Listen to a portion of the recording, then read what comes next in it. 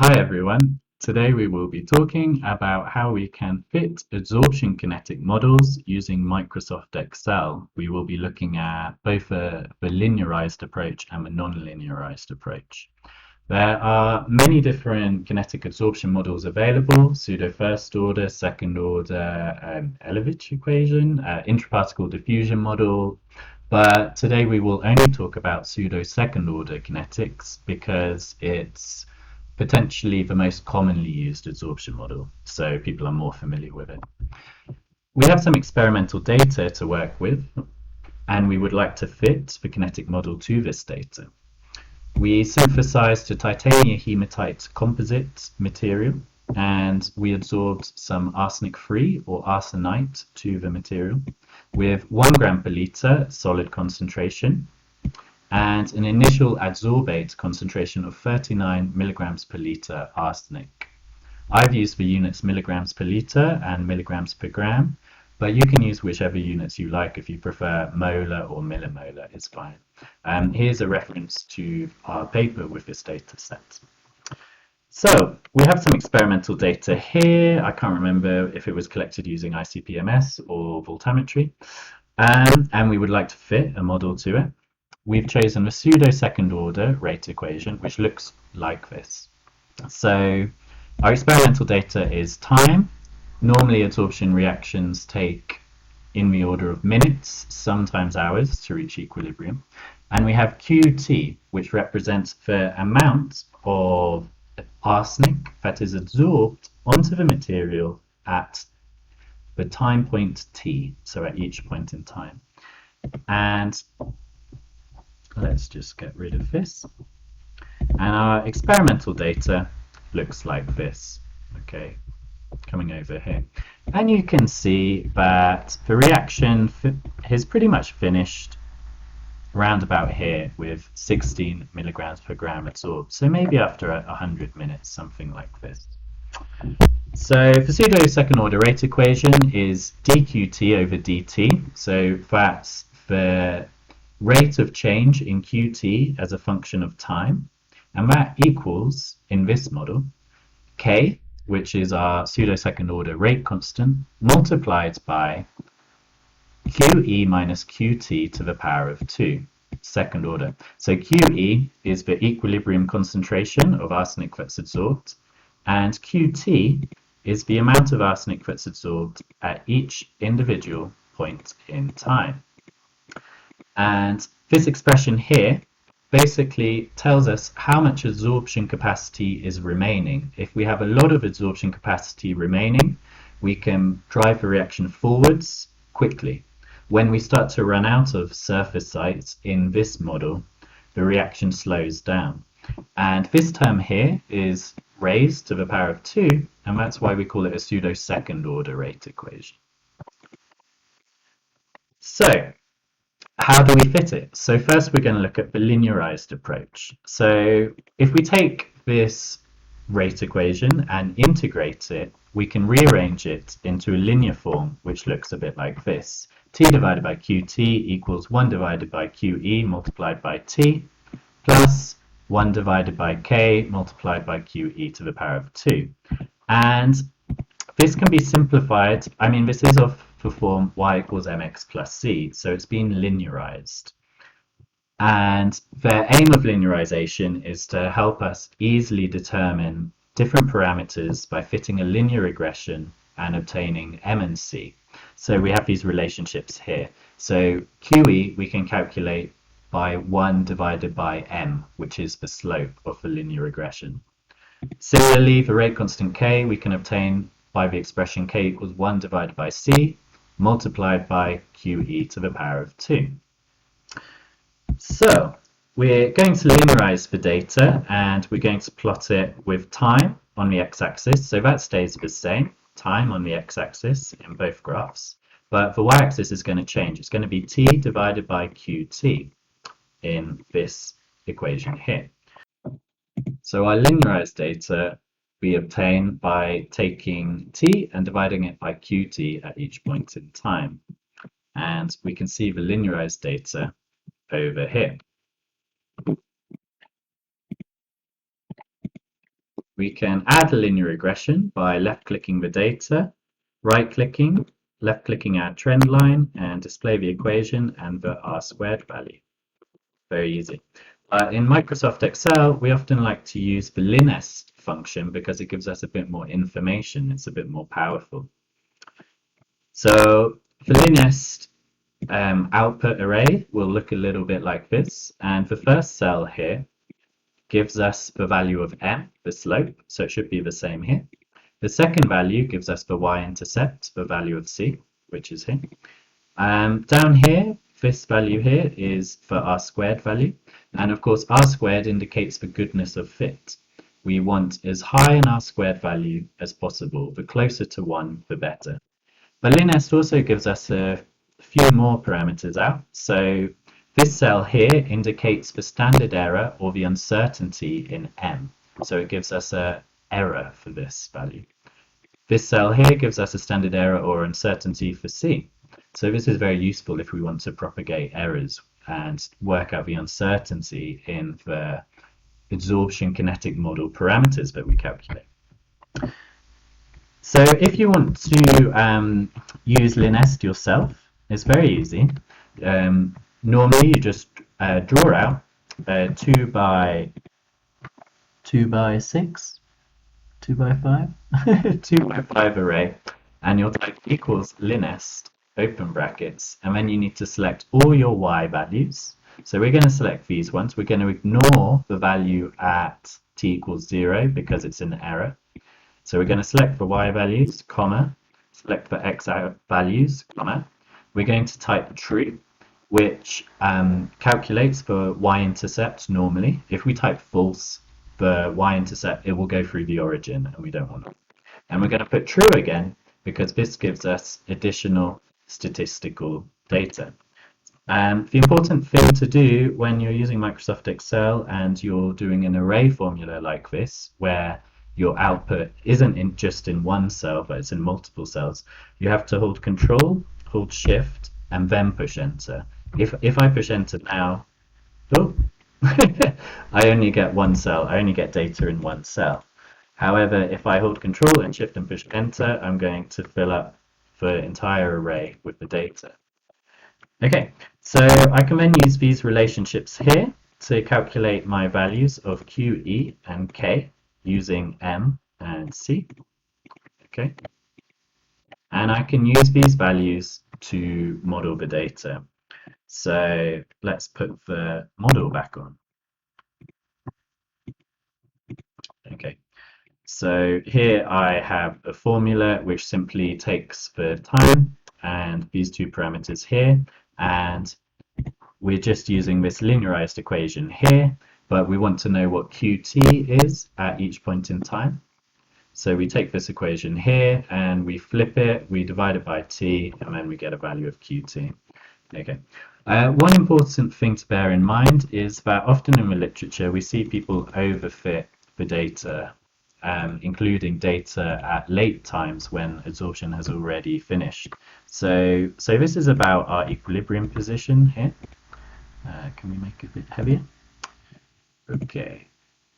So the reaction has finished with about 16 milligrams per gram adsorbed, and it finished after about 100 minutes, but we have a lot of experimental data going up to 400 minutes, and this is quite common to see in experimental data sets. So when we fit it, we potentially want to only use data up to 100 or 180 minutes.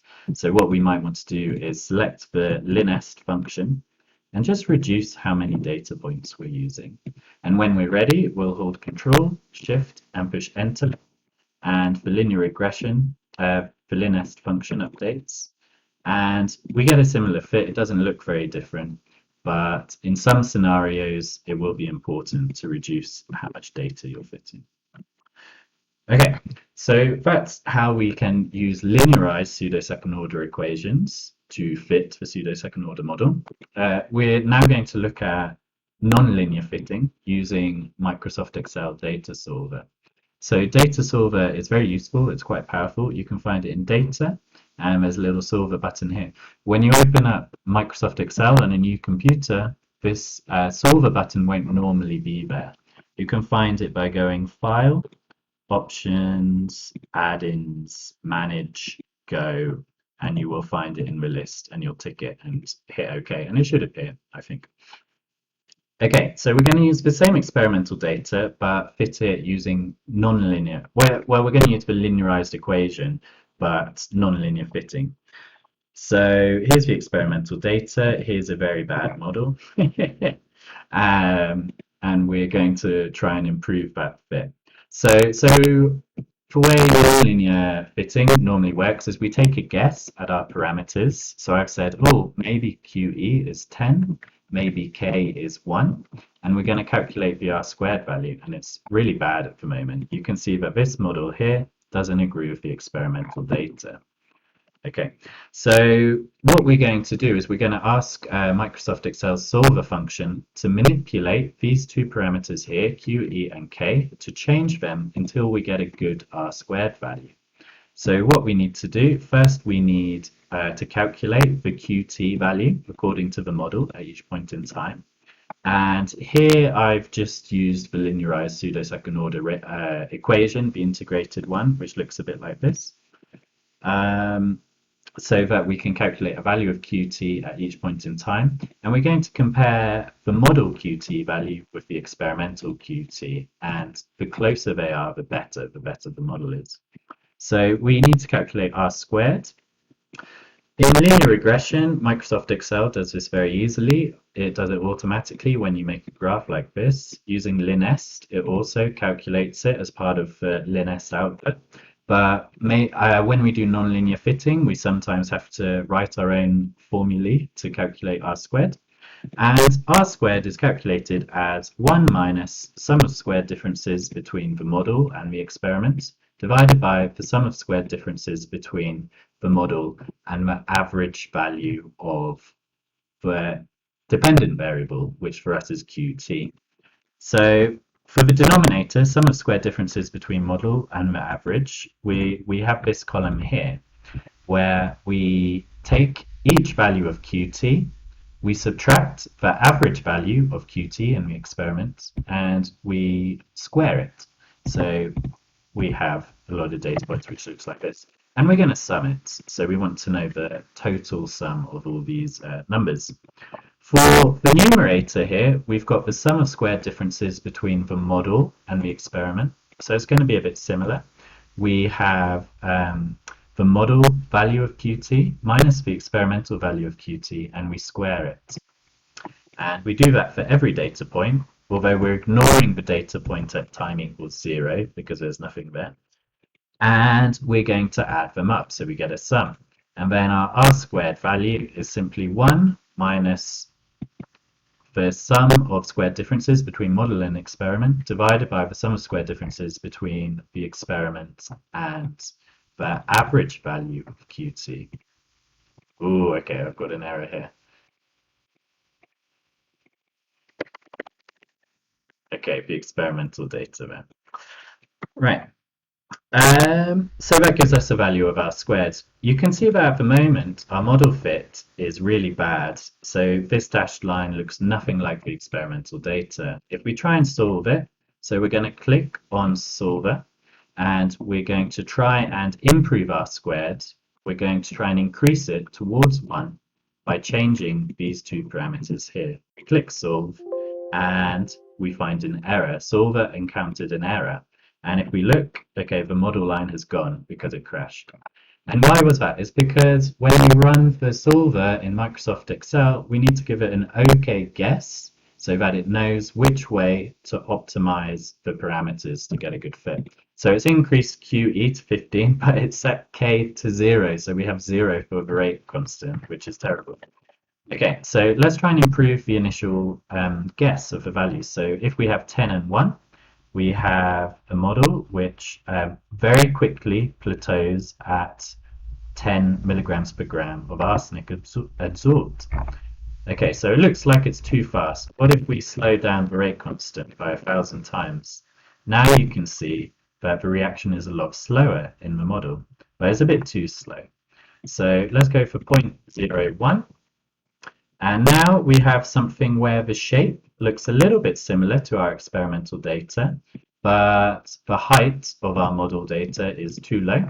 So let's increase it. So QE, the reaction finishes with about 16 milligrams per gram absorbed. So let's change it to 16.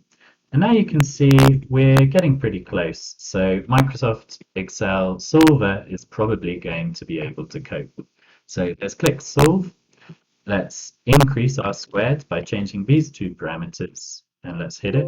And the solver has converged to the current solution, satisfying the constraints. So let's OK that. And you can see we now have 16.6 for QE and 0.02 for K.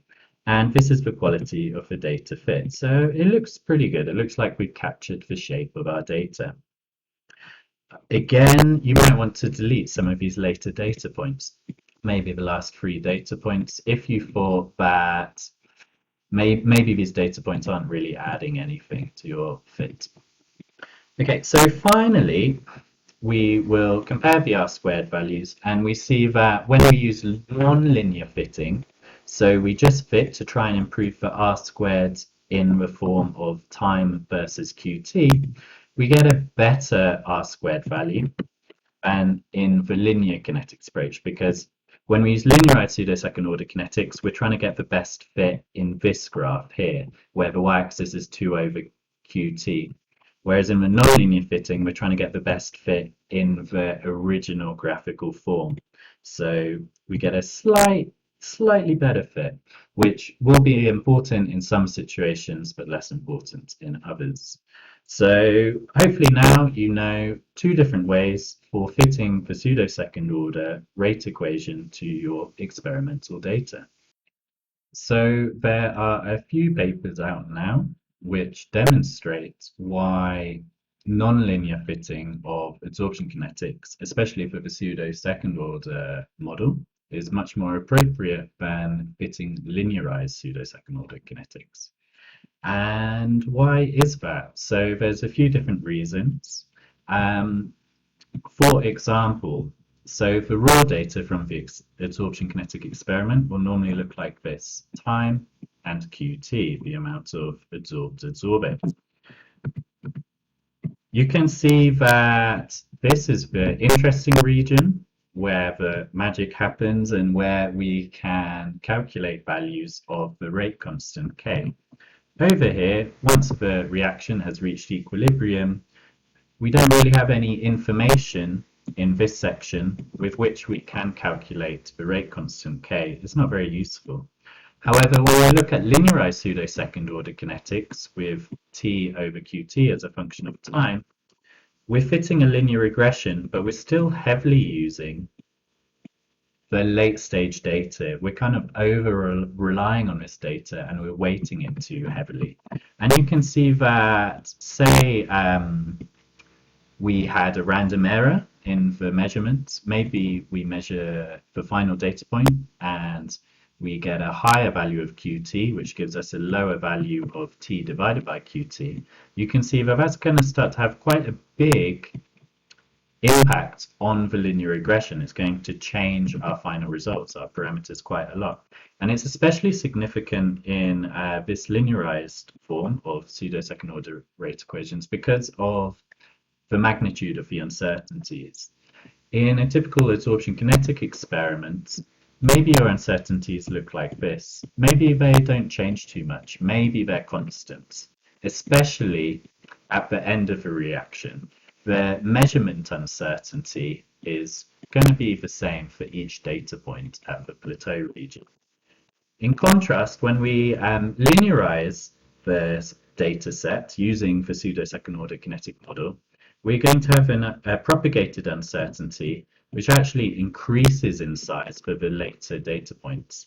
So you can imagine how if this data point here was at the bottom of the error bar here, when we fit the nonlinear kinetics to it, not much is going to change. It's going to look pretty much the same. Okay, not a big impact. However, when it comes to the linearized pseudo-second order kinetics, this situation here, this error in the final data point would give us an error here in the linearized kinetics. And that is going to have a much greater impact when we fit linear regression. We're going to get something a little bit like that. So the influence of any uncertainties or errors in the late stage kinetic data is going to be exaggerated when we use linearized pseudo-second order kinetics. So we do normally get more realistic, more physically appropriate description of the adsorption kinetics when we use the non-linear, the non-linear fitting.